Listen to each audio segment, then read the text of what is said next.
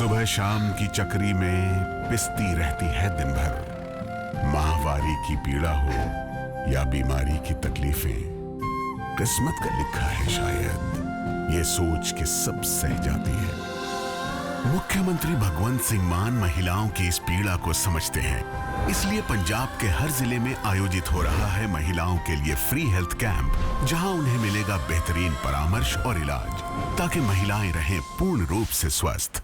राजधानी दिल्ली में होने वाले विधानसभा चुनाव के लिए सियासी दलों ने जोर आजमाइश शुरू कर दी है। आम आदमी पार्टी और कांग्रेस जैसे दलों ने तो अपने उम्मीदवार भी घोषित कर दिए हैं।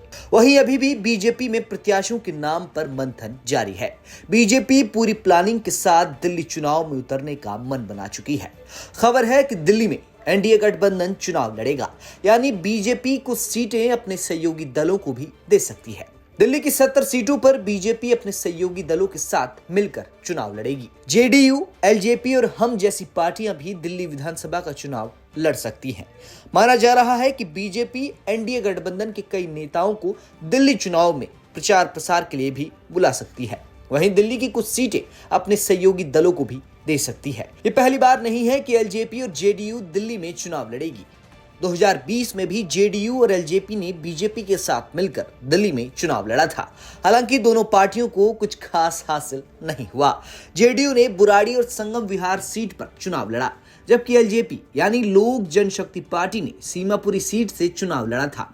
बुराड़ी से जेडीयू के टिकट पर शैलेंद्र कुमार ने चुनाव लड़ा, उन्हें 51,440 वोट मिले थे।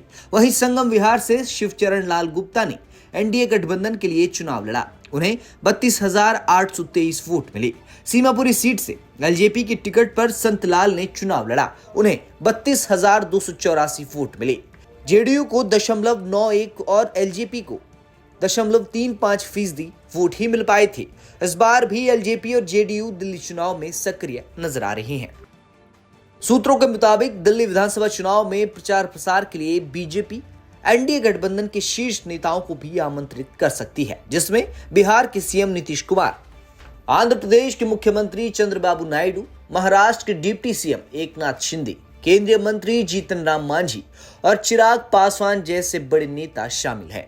बता दें कि दिल्ली में बड़ी तादाद में पूर्वांचली वोटर्स हैं, जो कई सीटों पर जीत हार का अंतर तय करते हैं। उन मतदाताओं को बीजेपी के पाले में लाने के लिए बिहार के नेता जोर लगाते नजर आएंगे।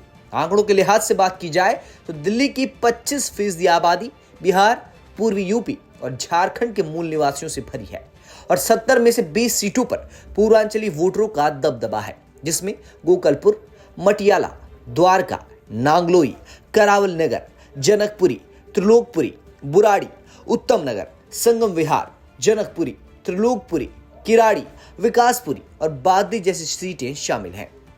अब एकनाथ शिंदे और चंद्रबाबू नायडू की दिल्ली चुनाव में भूमिका क्या रहेगी, वो भी आपको बता देते हैं। दरअसल दिल्ली में मराठी और तेलुगु भाषी वोटरों की भी अच्छी खासी तादाद है। दिल्ली में दक्षिण भारत के करीब 30 लाख लोग रहते हैं, जिनमें 8 से 9 लाख तेलुगु भाषी हैं और उन्हें साधने के लिए बीजेपी चंद्रबाबू नायडू को दिल्ली बुला रही है। बता दें कि मयूर विहार, दिलशाद गार्डन, आर.के. पुरम, महरौली, रोहिणी, कालकाजी, द्वारका, उत्तम नगर और विकासपुरी के कुछ हिस्सों में बड़ी संख्या में दक्षिण भारतीय रहते हैं। ऐसे ही कई सीटों पर मराठी लोगों की भी खासी तादाद है, जिनको बीजेपी अपने पक्ष में करने के लिए महाराष्ट्र के डिप्टी सीएम एकनाथ शिंदे को प्रचार के लिए दिल्ली बुला रही है।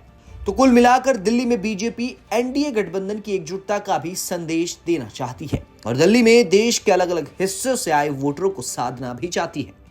बता दें कि एनडीए गठबंधन में अभी दिल्ली चुनाव के लिए सीट बंटवारे में बात नहीं हुई है और ये भी एक वजह है कि बीजेपी अभी अपने उम्मीदवारों की लिस्ट जारी नहीं कर रही। हो सकता है कि सीमापुरी और बुराड़ी जैसी सीटों पर इस बार भी बीजेपी अपने सहयोगी दलों को ही मौका दे।